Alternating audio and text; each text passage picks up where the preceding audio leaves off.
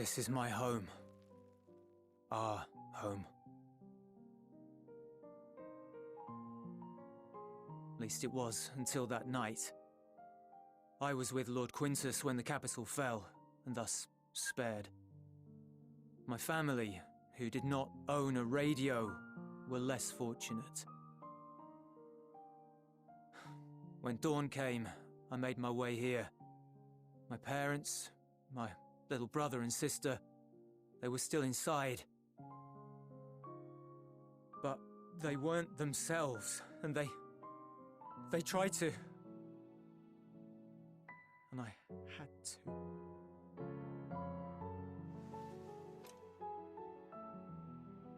I'd promised to take them away from the capital that very morning, to somewhere safe, to hide until the fighting stopped. I promised.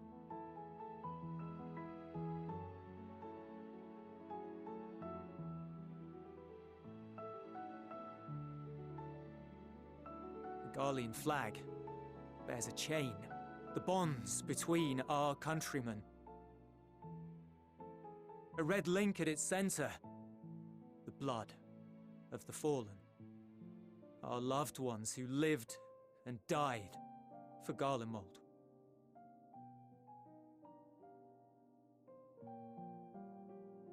But if she too fell, who would be left to remember them and their sacrifice? What enduring proof would there be that they were ever here? If we had turned to your gods, would they have saved us?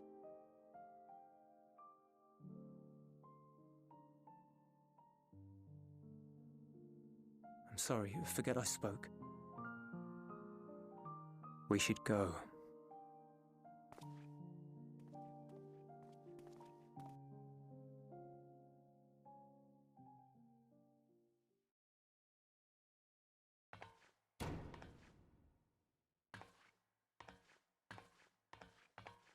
It's no use.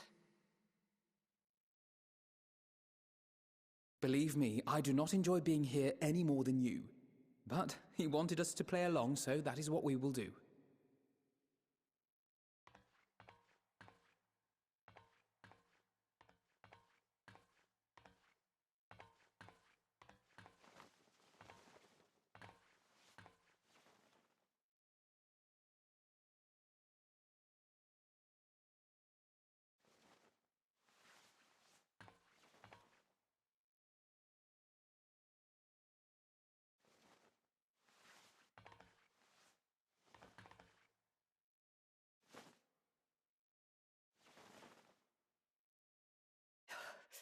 It's so cold.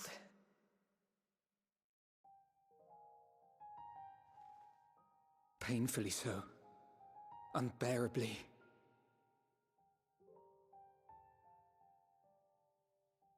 I've been thinking about what Quintus said. About why no one would accept Garlean rule. Irreconcilable differences. When coexistence isn't an option, only conquest remains. Varys at Gimlet said much the same. Only by uniting the world beneath a single standard would we rid ourselves of the Ascians. United as one people, one race cleansed of imperfections, a cold and unforgiving vision. And when we fail to live up to their standards, what place is there for us in their world? But the truly sad, truly frustrating thing is how damnably similar it all is to the lofty ideals of Father and the Forum.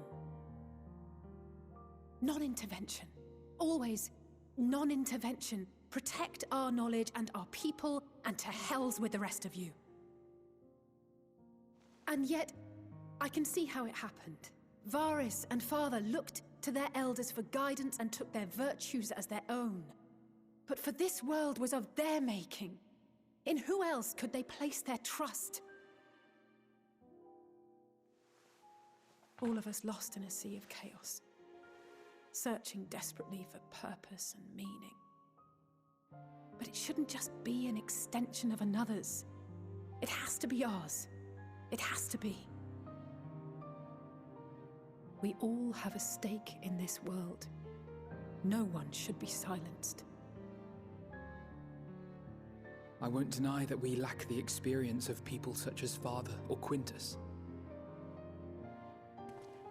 Perhaps they've come to see the world as a series of problems, and the most efficient way of solving them, to reduce everything to fundamental forms. A stone is a stone, a cloud, a flower, no more than that. Simple descriptions that strip the subject of distinguishing characteristics. A man is a man, divided according to race, creed, or allegiance, and to some, defined by such associations. Is that what you think? In my misbegotten youth. But what I believed wisdom was no more than aggressive ignorance. I've since learned to look beyond the banners and the politics, to see people as individuals with their own hopes and dreams. As for my dream of building a better world, well, every day I'm reminded that it is far more complex than I had ever imagined. But it only spurs me onward, to find the wisdom and the strength to see it through to the very end.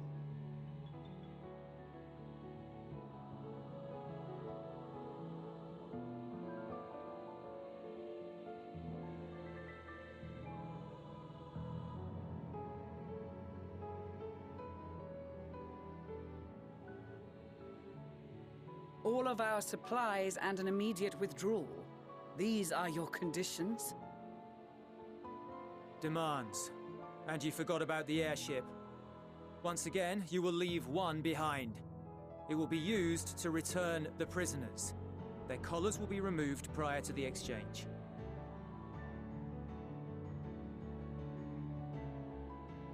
So in the end, not even Father's expertly worded rhetoric could deter you from your chosen course. Huh?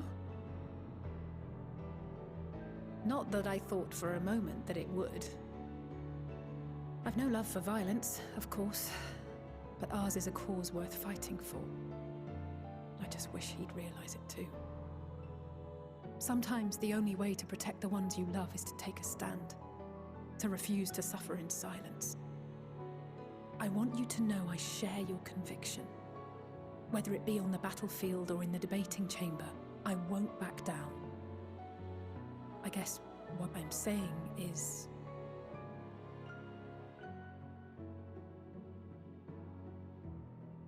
You've found your own reason to fight. Yes. Yes, I have. God's willing, there will come a day when we can finally lay down our arms, and there will be peace. But not until the Telophoroi have been defeated once and for all. And you, brother, will have a vital part to play. By your words and deeds, you'll lead the way. I pray I am up to the task.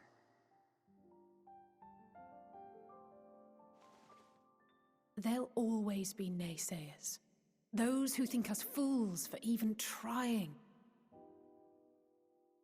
It's easy for learned elites to criticize earnest efforts and assert their moral superiority, all without offering alternatives.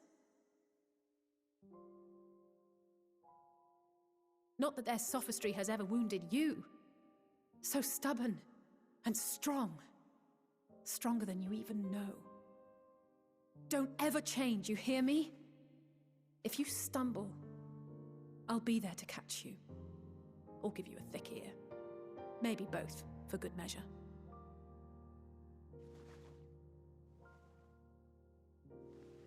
Thank you, Alice.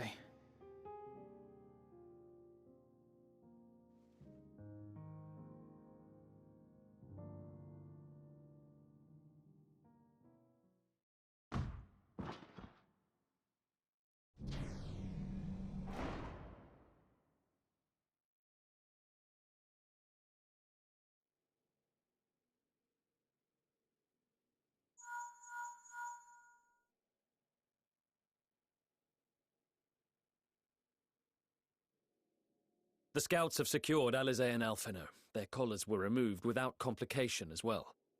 They report no casualties, not for their party nor the guards, who will wake from their premature slumber in due course.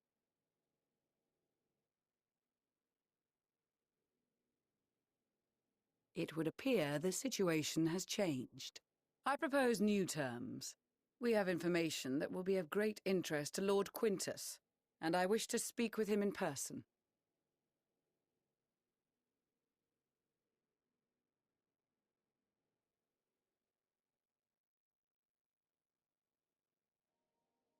No. In the event you rejected our first proposal, we came prepared with a second.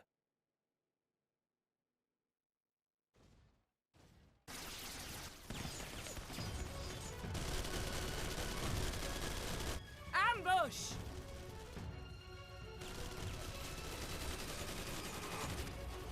More are coming! Make ready!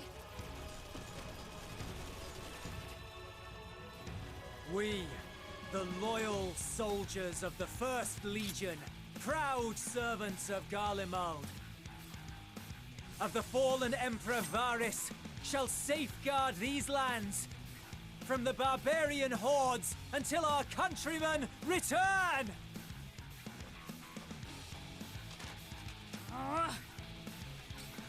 Stop, both of you!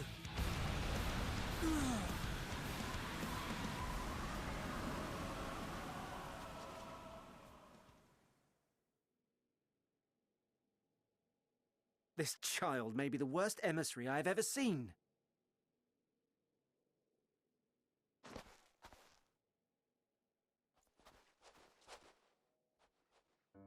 We received an urgent communication from the Grand Company of Eorzea. Envoys from the Imperial Army, led by members of the 10th Legion, came to Alamigo and requested an audience. They explained that their efforts to coordinate the reclamation of the capital with the aid of the 4th, 5th, 8th and 12th had ended in failure. Communication between most legions has broken down entirely.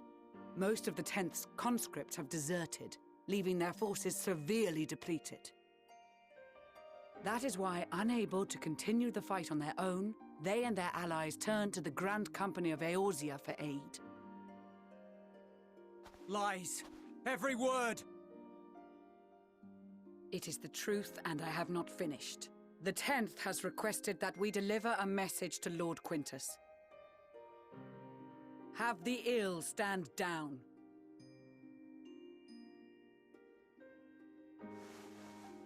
You have been listening, my lord? What are your orders?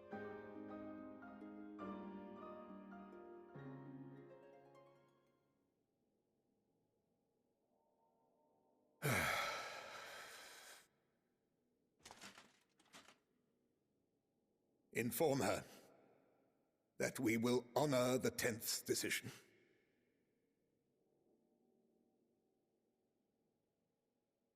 Bereft of hope, and now dignity.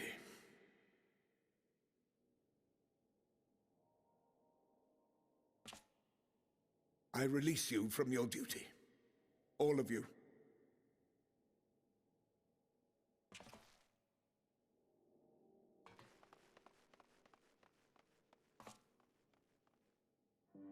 I take solace, your radiance, in the knowledge you are not here to witness our debasement.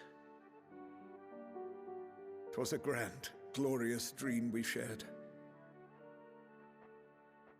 Of a world united, of peace and prosperity.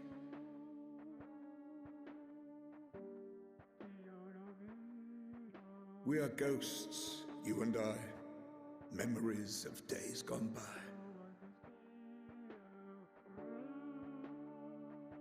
Bonds forged in blood that I will not see tarnished.